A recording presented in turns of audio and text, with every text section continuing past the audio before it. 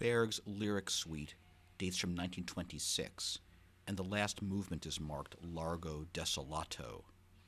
The piece follows a much-discussed secret program that documents Berg's love affair with Hannah Fuchs, and the last movement represents the tragic end of the affair.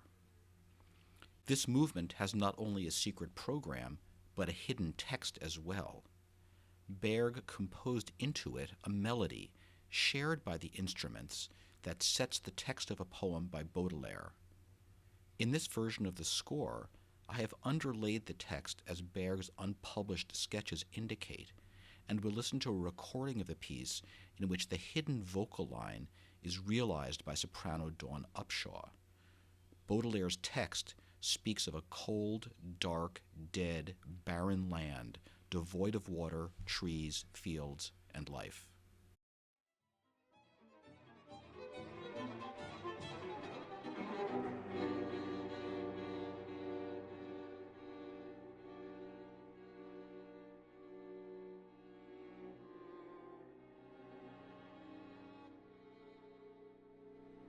A frigid sun floats overhead for 6 months. And the other 6 months, darkness covers the land.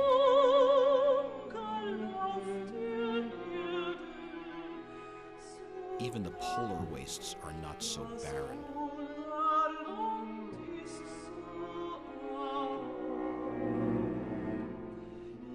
Not even brook and tree, nor field, nor animals.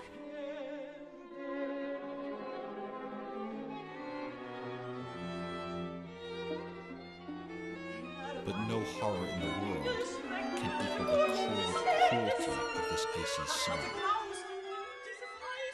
And this vast night is a gigantic chaos.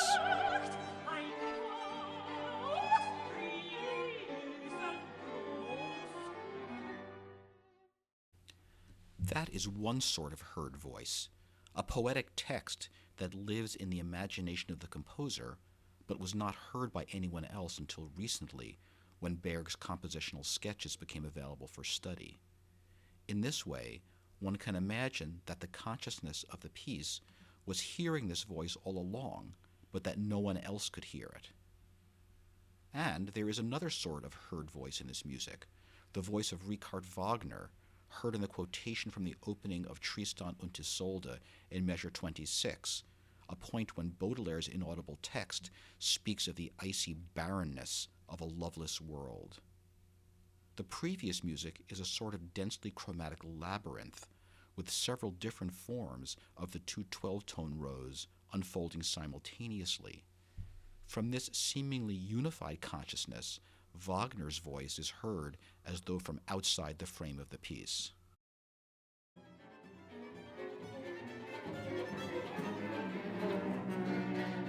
Two 12-tone series intertwine in dense chromatic texture.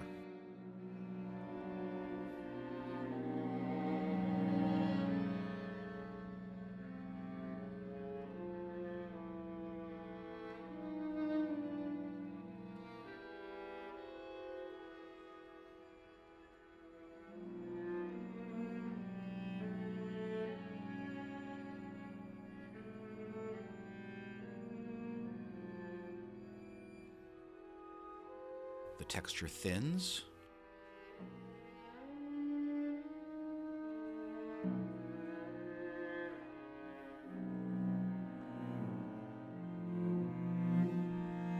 and rising from the depths, we hear the opening of the prelude to Tristan. Tristan vanishes, and the music then builds to a wild outburst of grief, back in Berg's now familiar 12-tone voice.